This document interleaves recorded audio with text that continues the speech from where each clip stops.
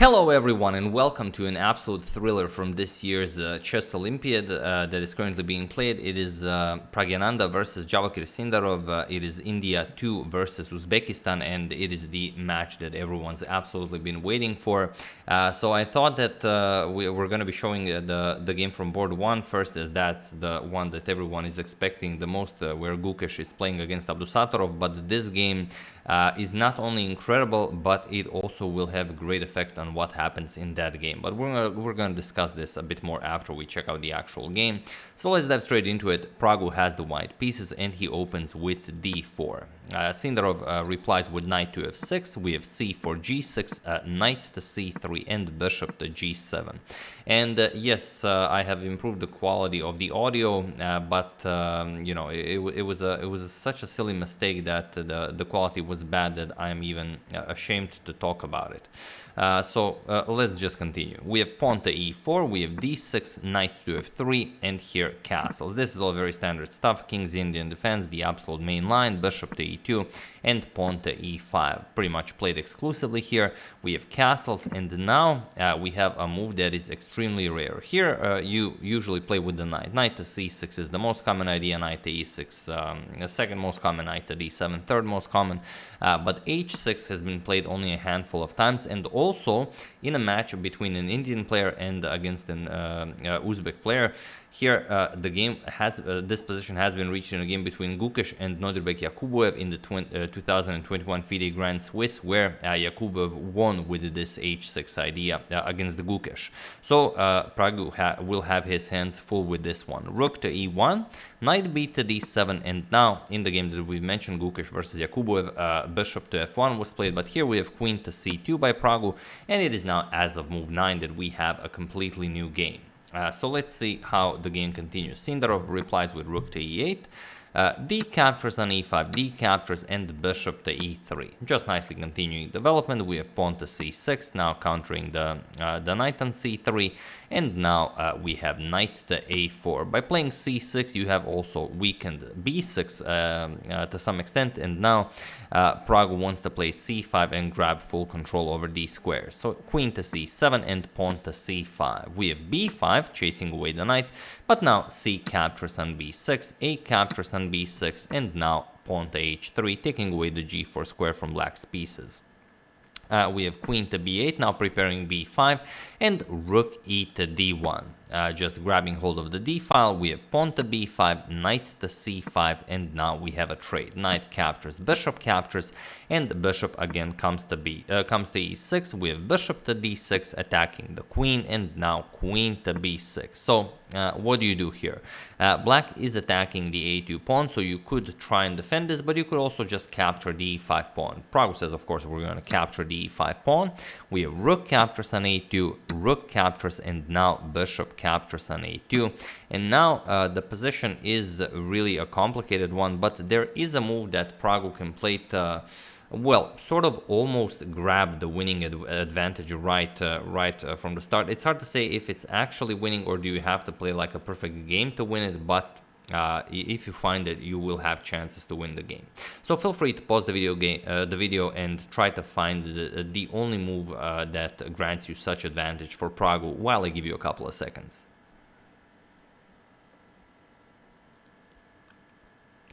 So for those of you who were able to do it, congratulations on spotting that you can trap the bishop on a2. And for those of you who just want to enjoy the show, it is bishop captures on f6. This is very important as we eliminate a very strong attacker that is attacking the pawn here, and also the bishop on f6 will give us a valuable tempo for pushing this pawn to e5 in some variation. So bishop captures on f6, and now pawn to b3, just threatening to win the bishop here. And okay, if the bishop is defended, you can't really play rook to a1 because the bishop covers that square, but now we already said if the rook joins the defense, then e5 can be played, and then you no longer control the a1 square. So there are many options here. For example, if rook to a8, black is just lost. We just play e5, bishop to e7, now rook to a1, the bishop will fall, and if queen to a5 defending, now we just play queen captures on c6, and now the b5 pawn is hanging as well, and black's position is just terrible.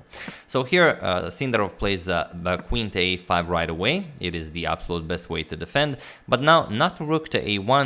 First, Prague plays queen captures on c6. There's always time to further attack the bishop because now the rook is hanging. So this is grabbing a pawn with tempo. Rook to e6 attacks the queen, and now queen to c8 with check. King g7, queen back to c2, now preparing rook to a1, and the queen to a3, saying, okay, you attack my bishop, I'm just gonna capture this pawn on b3. So e5 now, absolute strongest by Prague. Bishop captures, knight captures, rook captures, and now comes queen to c3, just pinning that rook on e5. And how do you continue this? The problem is if you play something like f6, which of course is possible, there's the very nice bishop captures on b5. And now how are you defending? It's just impossible. If queen captures on b3, you can just go rook d7 check. And if king to f8, okay, you don't have this because the rook can just block with rook e8, but you can play queen c7, and that's it. This is an idea. This is an idea. I mean, so many ideas here. It will be impossible to defend this. Black will get checkmated. So instead, after this queen to c3 move, we have queen to c5. And this is, again, absolute strongest move by Sindarov, offering a queen trade, but also preventing pawn to f4. If you can get f4 in, then that's game over. So how do you continue this? Prague just keeps the tension. Queen to b2. He's still now, at some point, he hopes to get the king away from the g1 square and push this f4 pawn. Bishop captures on b3, seemingly offering a bishop, but if queen captures, then rook captures on e2, and this is good for Sindarov. So rook to e1, the only way to seize advantage with white. It's such a brilliant move. It seems weird since the bishop is on e2, but it works wonders here for Prague. Bishop back to e6, and now bishop to g4. And now you have to play something as the rook here is hanging. So king to f6, sorry about that, king to f6, only way to play this. Now king to h2, finally unpinning, and of course the queen now cannot capture because queen captures on e5. And now f4 is coming. So g5, stopping this, and now g3. Going for f4, and now f4 is unstoppable. So Sindarov has to accept just going into a worse endgame against Prague. He goes for bishop captures on g4. He has to allow f4, pawn to f4, and now bishop back to f5. We have rook captures on e5, threatening all sorts of nasty discoveries, but luckily there is queen to c2 with check, and now Prague just happily trades down. Queen captures on c2. If you're wondering about the weird discovery with the rook to e2 check, it's not as great, because here we just trade, attack the pawn on b5, and bishop d7 defends the pawn. With the move Prague plays, he easily wins the pawn. Just queen captures on c2, bishop captures, and rook captures on b5. And now we have this endgame that is winning for white, probably with perfect play, but it's very, very hard to play it. And you can't just force a win here. You have to play perfect moves, and you have to hope that your opponent does not play perfect moves. So king to g6, rook to b4 now, and pawn to f6. Just keeping everything solid. Pawns on dark squares, bishop is a light square bishop. King to g2, Prague starts bringing the king into the game, and now bishop to d3. King f2, bishop to a6. Now Sindarov has to wait and see what Prague will do. Pawn to g4, hoping to get f5 in, but now of course g captures on f4. We have rook captures on f4, and pawn to h5 now, trying to trade off as many pawns as possible, but this might not be the absolute cleanest way to play this with black. But it's such a complicated endgame that any move you make can probably be bested, and also even if you play like a bad movie, it could also be a really good one. It's a weird thing to say, but it is as it is.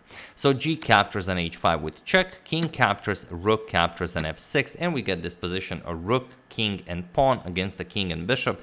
Like I said, with perfect play, it is winning, but it's very, very hard to win it. So bishop to d3, and now comes king to g3. The real problem is kicking away the king from these squares. So once you finally kick away the king all the way, it will be very hard for the white king to gain control over these squares, to actually push the pawn over the threshold. But you'll see what I mean by this. We have bishop to g6, rook to a6, and now bishop to d3. Attacking the rook, we have rook to a5 with check, and now king to h6. King to h4, we have to kick away the black king as far as possible before we start pushing our pawn. So king to g6, rook to g5 with check, king to h6, and now rook to d5. Attacking the bishop, bishop c2, now rook to d6 with check, king to g7, and now king to g5. So this is the easy part. The hard part is actually getting the pawn all the way to h7. So here, bishop to b1. Sindarov can just wait and see what Pragg will do. Rook d7 check, king to g8, and now rook to c7, throwing the move to black, getting the rook away from a light square. Bishop to d3, and now king to h6. We have bishop to f5, and now rook to g7 with check, and the king to f8. The king can never cross the h7 square. So rook to g3, and now bishop back to c2. So how are you getting this pawn up the board? We have rook to g2 attacks the bishop, bishop e4, and now rook to g1. We have king to f7 and rook to g4. So as you can see, it's not that simple. Bishop d3, rook to g3, bishop to c2, rook to g2, and bishop to d3. Of course, Javokhir would very much enjoy a repetition of moves, but Pragg has to play for the win, of course, as his position is winning. So rook g7, king to f8, and now rook back to g3, attacks the bishop, bishop to c2, and now Pragg cannot afford to keep attacking the bishop, as he might risk a threefold repetition, so pawn to h4. The pawn now starts marching forward, but still, how will it ever cross the h7 and the h6 squares? So king to f7, rook to c3 now, going after the bishop, bishop b1, and rook to f3 with check. King to g8, we have rook to g3 check, king f7, and now rook to g7 with check. King f8, and now rook back to g5. King to f7, and now you could easily make a mistake here. For example, if you play h5 here, it's a draw. There's no winning this, because now the white king is completely boxed in. You can't go to g6, you can't go to h7, and good luck playing this. For example, bishop d3, rook to g3 attacks the bishop. We're gonna play bishop back to b1, and if rook f3, even king to g8, again, you are never touching any of these squares. You have to go back with the king. So here Pragg plays the winning move, and it is very, very exemplary. King to h5. Now the king has to go the other way around, and then the pawn can start marching forward. You do not want to trap your king on h6. So here, king to f6.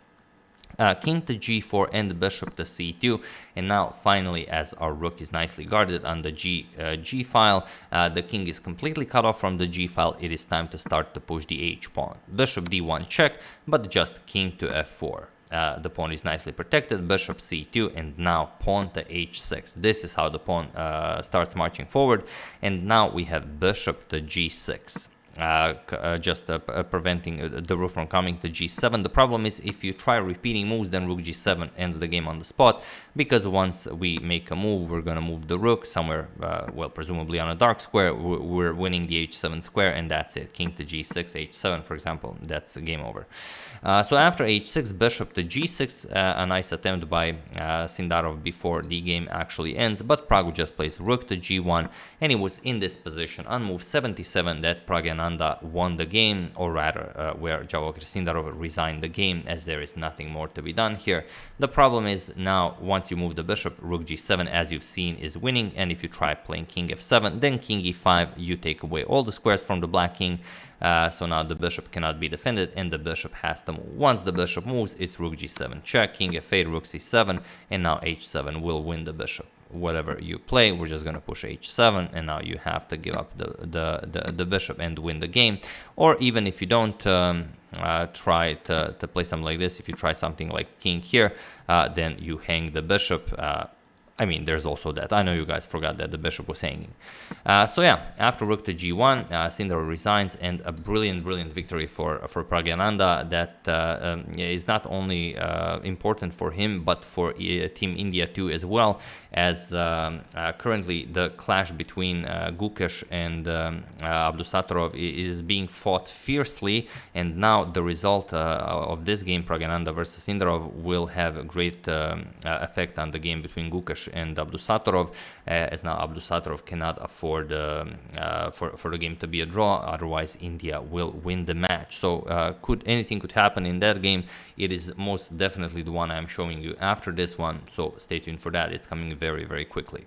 Once again, really hope you guys enjoyed this one, and once again, sorry for the bad audio quality in the few previous videos. I would like to thank Natarjan Rangasamy, Hububis, Joshua Hadley, Prasanna Krishnamurti, and Michael Kalber for a contribution to my channel. Thank you a lot. I really appreciate it. As usual, you can check 2 of my previous videos here. Thank you for watching, and I will see you soon, continuing the coverage of the Olympiad until it finishes. So thank you all. I will see you soon, and have an excellent rest of your day.